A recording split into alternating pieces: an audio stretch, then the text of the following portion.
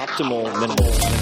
At this altitude, I can run flat out for a half mile before my hands start shaking. Can I ask you a personal question? Now would seem an appropriate time. What if I did the opposite? I'm a cybernetic organism, living tissue over metal endoskeleton. Tim Ferriss Show. This episode is brought to you by AG1, the daily foundational nutritional supplement that supports whole body health. I do get asked a lot what I would take if I could only take one supplement. And the true answer is invariably AG1. It simply covers a ton of bases. I usually drink it in the mornings and frequently take their travel packs with me on the road. So what is AG1? AG1 is a science-driven formulation of vitamins, probiotics, and whole food sourced nutrients. In a single scoop, AG1 gives you support for the brain, gut, and immune system. So take ownership of your health and try AG1 today. You will get a free 1-year supply of vitamin D and 5 free AG1 travel packs with your first subscription purchase. So learn more, check it out. Go to drinkag1.com/Tim. That's drinkag1, the number 1, drinkag1.com/Tim. Last time, drinkag1.com/Tim. Check it out. Hello, ladies and germs. This is Tim Ferriss, and welcome to another episode of The Tim Ferriss Show. This is an in-between-isode, a short little morsel instead of the longer interviews that I tend to do. But you can certainly find all of those at 4hourworkweek.com/podcast. But today, I'm sitting in the Creative Live offices. It's one of the startups that I work with, creativelive.com. The founder or co-founder, Chase Jarvis, was also on the podcast. And it's a beautiful day in San Francisco. It makes me want to get outside to reassess what I'm so busy with. Why am I so busy? And perhaps it's time to loosen the ties and go off on an adventure to really gain some perspective. And this podcast, this particular episode, might cause you to quit your job, and that would be a good thing, even if you're the boss, in many cases. And even if you do not do that, I think it will provide you with some insight and perspective and new angles on how to view lifestyle design, and much more than that. So I'm going to present 2 essays. These are 2 separate essays, but very closely related, by Rolf Potts, and they are from the book Vagabonding. And Vagabonding is one of the 2 books that I took with me, and I had next to nothing, a tiny little bag, when I traveled the world for a year and a half starting in 2004. And all of those experiences, of course, led to or formed the basis for the 4-Hour Workweek.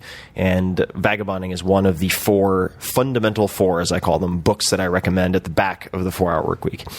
And the other book, by the way, I had 2 books with me, and that's it. The other one was Walden. But Vagabonding, it is a game changer. And it's not just about travel, it is about a mindset for life.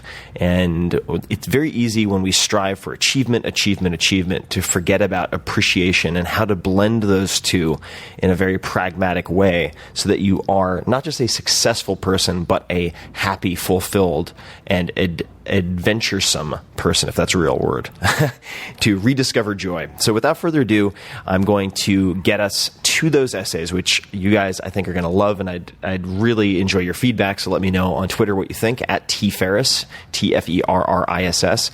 And the entire book can be found, and you can listen to more samples at audible.com/Tim's books, audible.com/Tim's books. But these 2 essays definitely stand on their own, so you'll get a lot out of them. We have 2 new sponsors for this podcast, and I'm very excited about them. The first is related to movies, because I am an obsessively fanatical movie watcher. I watch movies all the time. Very often, instead of reading fiction before bed to turn my brain off or my problem-solving brain off, I will watch movies. And they range very widely. But the sponsor is Vimeo, and specifically Vimeo On Demand. I've been a consumer of Vimeo for many years.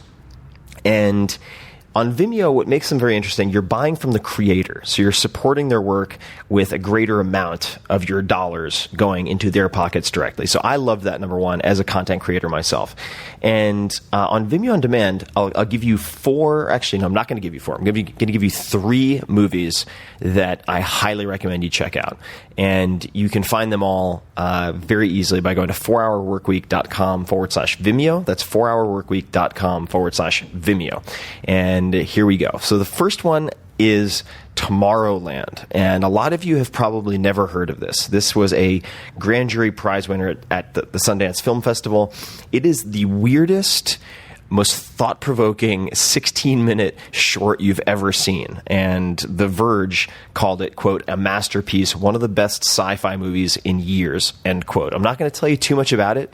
It's very cheap, so you should absolutely watch this. And it's short enough that you can watch it on a device, on an iPhone or whatnot. So check out Tomorrowland. And the second is very, very different.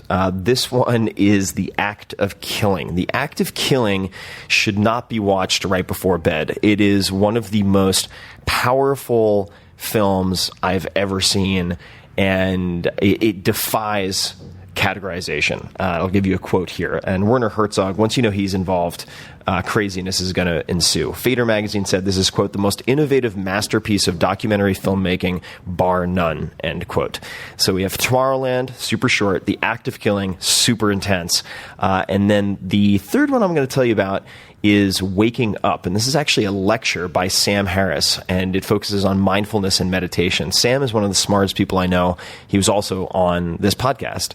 And this is a tutorial and a guide to waking up. And as someone who's been meditating regularly now for the last 6 months or to a year, I would say, it is a complete game changer. And it's been the most consistent behavior that I've noticed across all of the top performers that I interview for this podcast. And I'm not going to tell you about the fourth one. You can see that yourself. Go to 4hourworkweek.com/Vimeo. All right, that's Vimeo. Second sponsor, I'm going to keep this short, but it is one of the startups that I work with that I love, and that is Exo Protein. So Exo Protein is a startup that is making protein bars using cricket flour, and they are designed by an award-winning 3 Michelin star chef who was the former head of R&D at the Fat Duck, which was ranked the #1 restaurant in the world. So these are paleo-friendly, no gluten, grain, soy, dairy, etc., and they are amazing. And the reason that I wanted to put them in the podcast is you can get 2 free bars. People are like, what? Insects, forget that. And I want to encourage all of you to try it. So you can get 2 free bars. You just have to pay for shipping and handling. And you can find that by going to Exoprotein. That's exoprotein.com/Tim. That's exoprotein.com/Tim. And this is a very nimble but small startup. So when I say get it while it lasts, I really mean it. They do run out of stock because they become very popular, and they will sell out. They do it all the time. So check it out. That's exoprotein.com/Tim. And without further ado, here is my good friend Rolf Potts and 2 amazing essays from the book Vagabonding. Enjoy. Chapter 1. Declare Your Independence. Of all the outrageous throwaway lines one hears in movies, there's one that stands out for me. It doesn't come from a madcap comedy, an esoteric science fiction flick, or a special effects-laden action thriller. It comes from Oliver Stone's Wall Street, when the Charlie Sheen character, a promising big shot in the stock market, is telling his girlfriend about his dreams. I think if I can make a bundle of cash before I'm 30 and get out of this racket, he says, I'll be able to ride my motorcycle across China. When I first saw this scene on video a few years ago, I nearly fell out of my seat in astonishment. After all, Charlie Sheen or anyone else could work for 8 months as a toilet cleaner and have enough money to ride a motorcycle across China. Even if they didn't yet have their own motorcycle, another couple months of scrubbing toilets would earn them enough to buy one when they got to China. The thing is, most Americans probably wouldn't find this movie scene odd. For some reason, we see long-term travel to faraway lands as a recurring dream, or an exotic temptation, but not as something that applies to the here and now. Instead, out of our insane duty to fear, fashion, and monthly payments on things we don't really need, we quarantine our travels to short, frenzied bursts. In this way, as we throw our wealth at an abstract notion called lifestyle, travel becomes just another accessory, a smooth-edged, encapsulated experience that we purchase in the same way we buy clothing and furniture. Not long ago, I read that nearly 250,000 short-term monastery and convent-based vacations had been booked and sold by tour agents in the previous year. Spiritual enclaves from Greece to Tibet were turning into hot tourist draws, and travel pundits attributed this solace boom to the fact that busy overachievers are seeking a simpler life. What nobody bothered to point out, of course, is that purchasing a package vacation to find a simpler life is kind of like using a mirror to see what you look like when you aren't looking in the mirror. All that's really sold is the romantic notion of a simpler life, and just as no amount of turning your head or flicking your eyes will allow you to unself-consciously see yourself in the looking glass, no combination of 1 week or 10-day vacations will truly take you away from the life you lead at home. Ultimately, this shotgun wedding of time and money has a way of keeping us in a holding pattern. The more we associate experience with cash value, the more we think that money is what we need to live. And the more we associate money with life, the more we convince ourselves that we're too poor to buy our own freedom. With this kind of mindset, it's no wonder so many Americans think extended overseas travel is the exclusive realm of students, counterculture dropouts, or the idle rich. In reality, long-term travel has nothing to do with demographics, like age or ideology or income, and everything to do with personal outlook. Long-term travel isn't about being a college student, it's about being a student of daily life. Long-term travel isn't an act of rebellion against society, it's an act of common sense within society. Long-term travel doesn't require a massive bundle of cash. It requires only that we walk through the world in a more deliberate way. This deliberate way of walking through the world has always been intrinsic to a time-honored, quietly available travel tradition known as vagabonding. Vagabonding involves taking an extended time out from your normal life, 6 weeks, 4 months, 2 years, to travel the world on your own terms. But beyond travel, vagabonding is an outlook on life. Vagabonding is about using the prosperity and possibility of the information age to increase your personal options instead of your personal possessions. Vagabonding is about looking for adventure in normal life and normal life within adventure. Vagabonding is an attitude, a friendly interest in people, places, and things that makes a person an explorer in the truest, most vivid sense of the word. Vagabonding is not a lifestyle, nor is it a trend. It's just an uncommon way of looking at life, a value adjustment from which action naturally follows. And as much as anything, vagabonding is about time, our only real commodity, and how we choose to use it. Sierra Club founder John Muir, an vagabonder if there ever was one, used to express amazement at the well-heeled travelers who would visit Yosemite only to rush away after a few hours of sightseeing. Muir called these folks the time poor, people who were so obsessed with tending their material wealth and social standing that they couldn't spare time to truly experience the splendor of California's Sierra wilderness. One of Muir's Yosemite visitors in the summer of 1871 was Ralph Waldo Emerson, who gushed upon seeing the sequoias, "It's a wonder we can see these trees and not wonder more." When Emerson scurried off a couple hours later, however, Muir speculated wryly about whether the famous transcendentalist had really seen those trees in the first place. Nearly a century later, naturalist Edwin Way Teale used Muir's example to lament the frenetic pace of modern society. "Freedom as John Muir knew it," he wrote in his 1956 book Autumn Across America, "with its wealth of time, its unregimented days, its latitude of choice, such freedom seems more rare, more difficult to attain, more remote with each new generation." But Teale's lament for the deterioration of personal freedom was just as hollow a generalization in 1956 as it is now. As John Muir was well aware, vagabonding has never been regulated by the fickle public definition of lifestyle. Rather, it has always been a private choice within a society that is constantly urging us to do otherwise. This is a book about living that choice. Chapter 2. Earn Your Freedom. There's a story that comes from the tradition of the Desert Fathers, an order of Christian monks who lived in the wastelands of Egypt about 1700 years ago. In the tale, a couple of monks named Theodore and Lucius shared the acute desire to go out and see the world. Since they'd made vows of contemplation, however, this was not something they were allowed to do.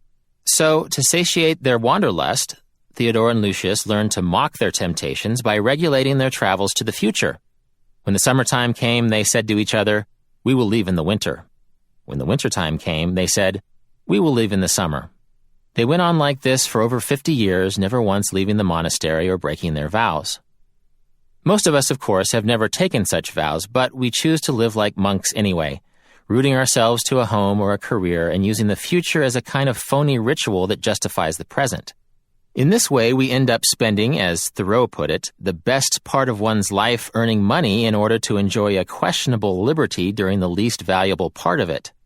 We'd love to drop all and explore the world outside, we tell ourselves, but the time never seems right. Thus, given an unlimited amount of choices, we make none.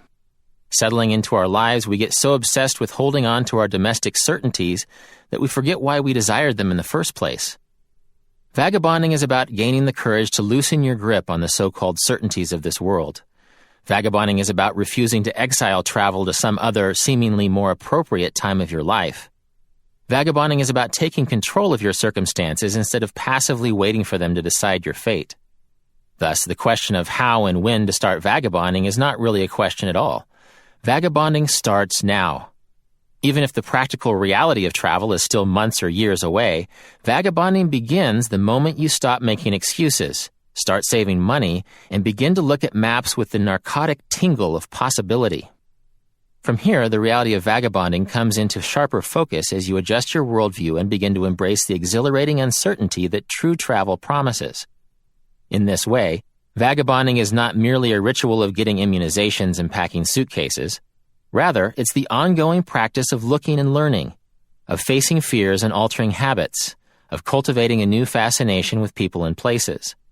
This attitude is not something you can pick up at the airport counter with your boarding pass. It's a process that starts at home. It's a process by which you first test the waters that will pull you into wonderful new places.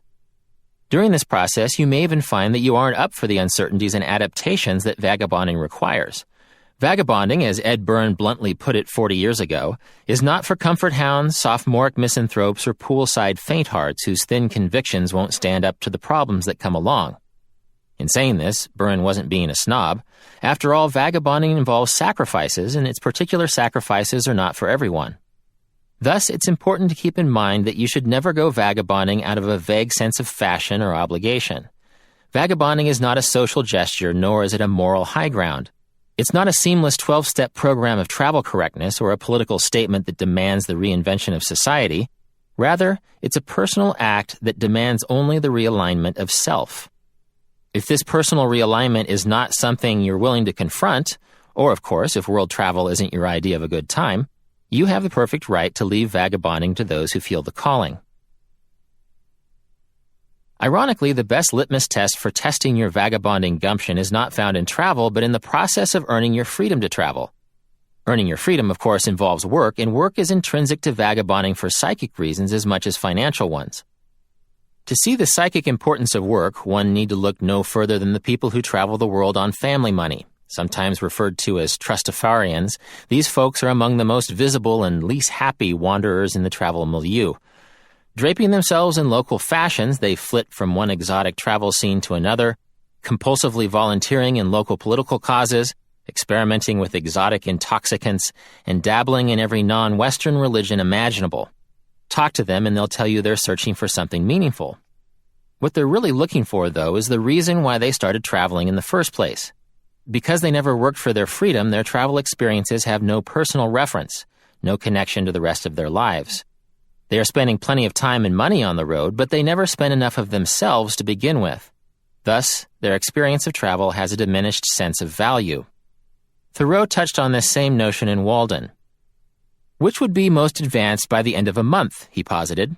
The boy who had made his own jackknife from the ore which he had dug and smelted, reading as much as possible as would be necessary for this, or the boy who had received a Rogers penknife from his father? Which would be most likely to cut his fingers? At a certain level, the idea that freedom is tied to labor might seem a bit depressing. It shouldn't be. For all the amazing experiences that await you in distant lands, the meaningful part of travel always starts at home, with a personal investment in the wonders to come.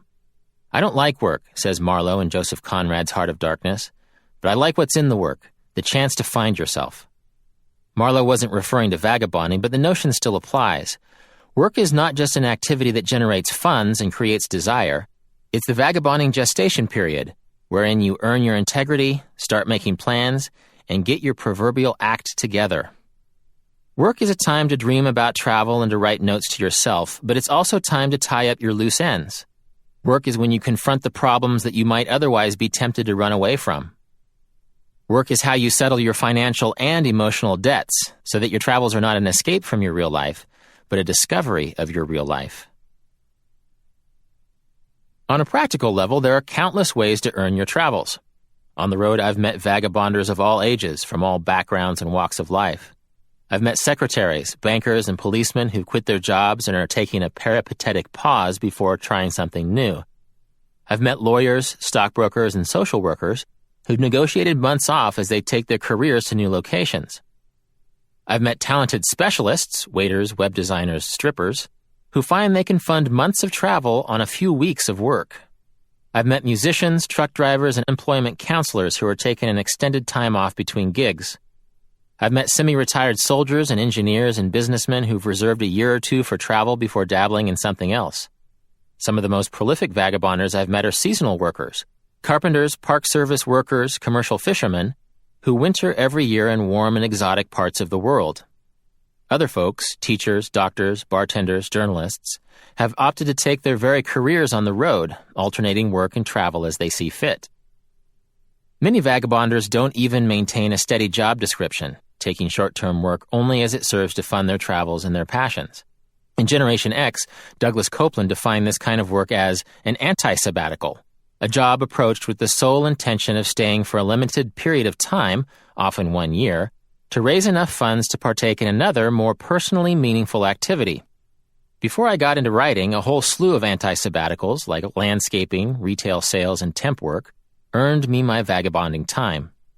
Of all the anti-sabbaticals that funded my travels, though, no experience was quite as vivid as the 2 years I spent teaching English in Busan, South Korea. In addition to learning tons about Asian social customs through my work, I discovered that the simple act of walking to work was itself an exercise in possibility. On a given day in Korea, I was equally likely to be greeted by a Buddhist monk wearing Air Jordans as I was by a woman in a stewardess uniform handing out promotional toilet tissue. I eventually stopped noticing such details as children screaming hello, old men urinating in public, and vegetable truck loudspeakers blasting Edelweiss. After 2 years on the job, I actually found myself fighting boredom as I crooned California Dreaming with my salaryman tutees in a room full of mini-skirted 17-year-old karaoke hostesses. And on top of all this, the pay was pretty good. However you choose to fund your travel freedom, keep in mind that your work is an active part of your travel attitude. Even if your anti-sabbatical job isn't your life's calling, approach your work with a spirit of faith, mindfulness, and thrift. In such a manner, Thoreau was able to meet all his living expenses at Walden Pond by working just 6 weeks a year. Since vagabonding is more involved than freelance philosophizing, however, you might have to invest a bit more time in scraping together your travel funds.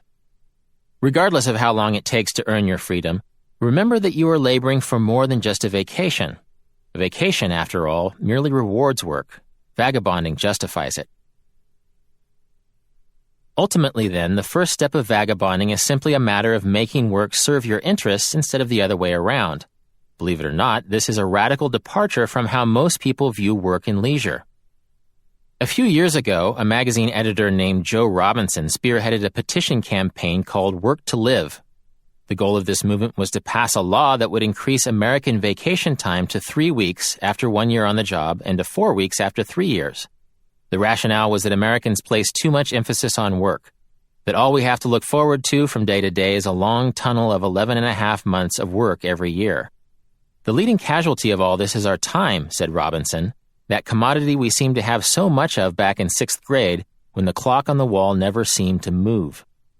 Robinson's campaign was a worthy one, and it found plenty of support at the grassroots level and a fair amount of antagonism in corporate circles. Amid all this publicity, however, I was amazed that nobody was subversive enough to point out the obvious. As citizens of a stable, prosperous democracy, any one of us has the power to create our own free time, outside the whims of federal laws and private sector policies. Indeed, if the clock appears to move faster than it did in the 6th grade, It's only because we haven't actualized our power as adults to set our own recess schedule. To actualize this power, we merely need to make strategic use, if only for a few weeks or months, of a time-honored personal freedom technique popularly known as quitting. And despite its pejorative implication, quitting need not be as reckless as it sounds. Many people are able to create vagabonding time through constructive quitting, that is, negotiating with their employers for special sabbaticals and long-term leaves of absence. Even leaving your job in a more permanent manner need not be a negative act, especially in an age when work is likely to be defined by job specialization and the fragmentation of tasks. Whereas working a job with the intention of quitting it might have been an act of recklessness 100 years ago, it is more and more often becoming an act of common sense in an age of portable skills and diversified employment options. Keeping this in mind, don't worry that your extended travels might leave you with a gap on your resume. Rather, you should enthusiastically and unapologetically include your vagabonding experience on your resume when you return. List the job skills travel has taught you: independence, flexibility, negotiation, planning, boldness, self-sufficiency, improvisation. Speak frankly and confidently about your travel experiences. Odds are your next employer will be interested and impressed and a wee bit envious. As Pico Iyer pointed out, the act of quitting means not giving up but moving on, changing direction not because something doesn't agree with you, but because you don't agree with something. It's not a complaint, in other words, but a positive choice, and not a stop in one's journey but a step in a better direction. Quitting, whether a job or a habit, means taking a turn so as to be sure you're still moving in the direction of your dreams. In this way, quitting a job to go vagabonding should never be seen as the end of something grudging and unpleasant. Rather, it's a vital step in beginning something new and wonderful. Vagabonding Profile, Walt Whitman. Should vagabonding have a patron saint, it would be the 19th century poet Walt Whitman, if for no other reason than Song of the Open Road, his infectiously joyous ode to the spirit of travel.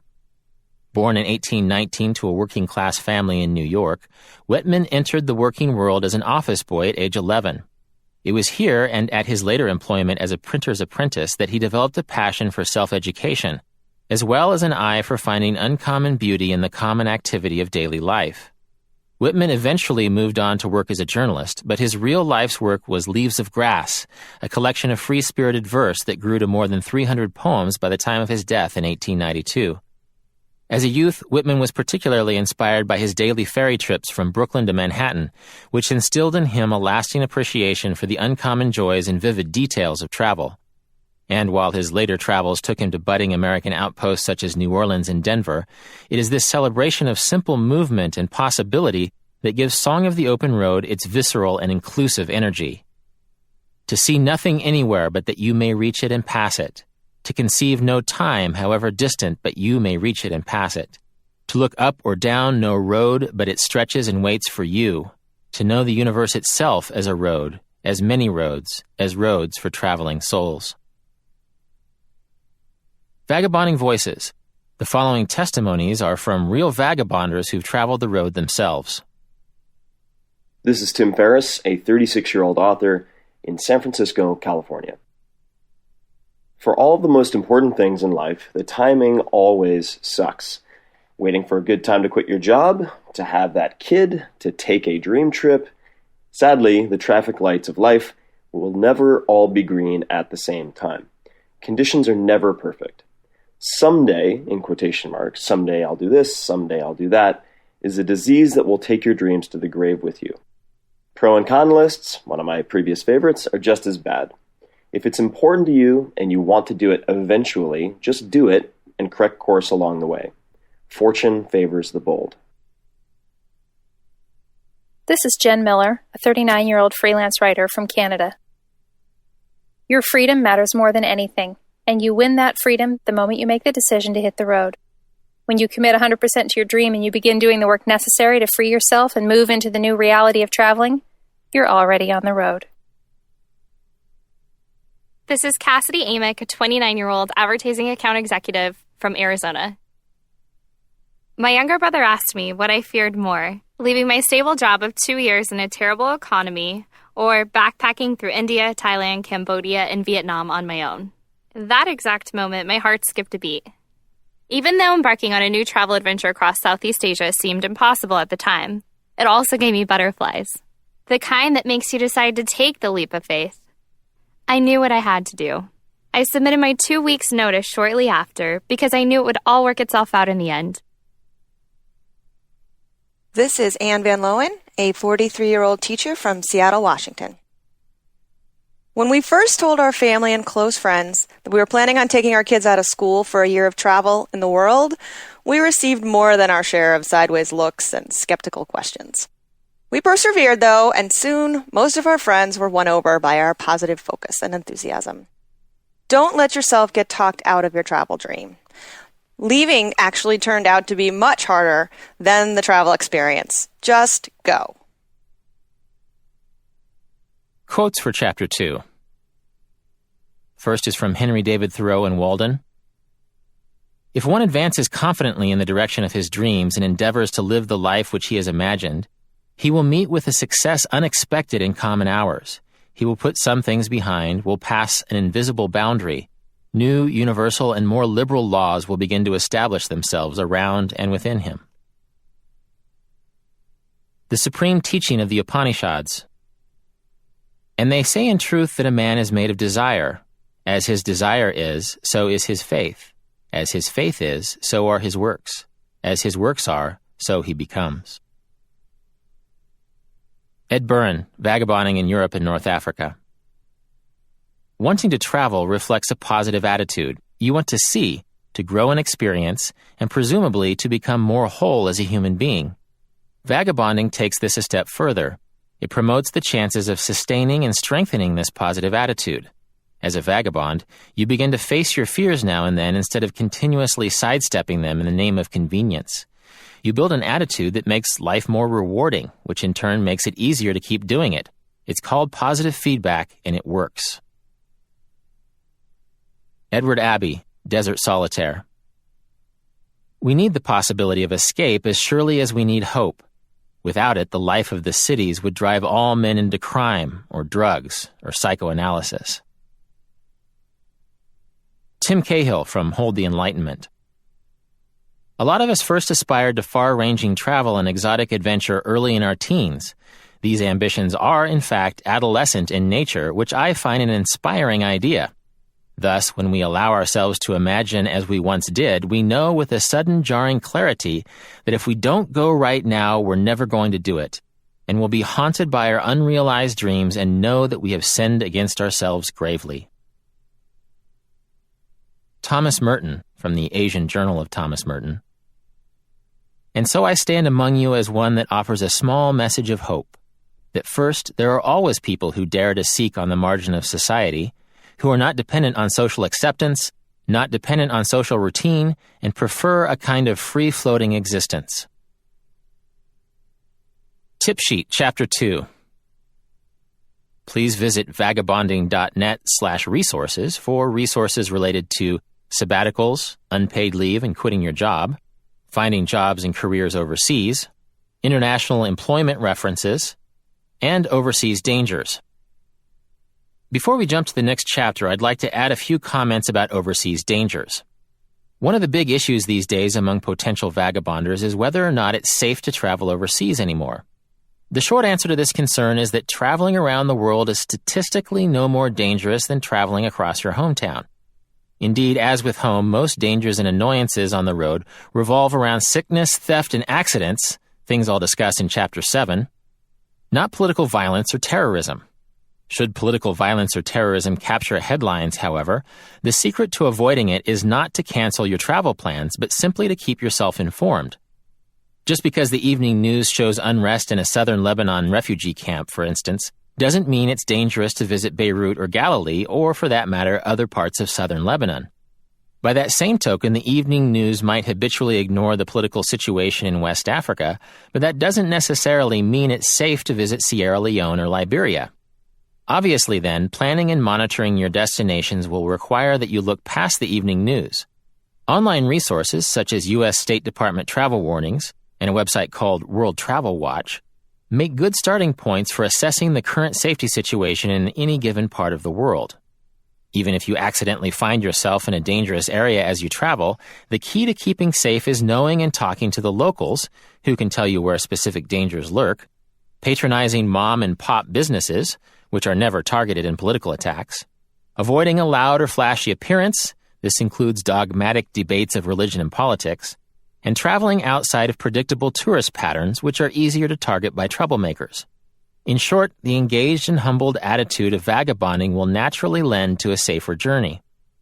Should the security situation seem especially tense in a region, go a step further and avoid hangouts that cater exclusively to foreigners, expat bars, hard rock cafes, and the like.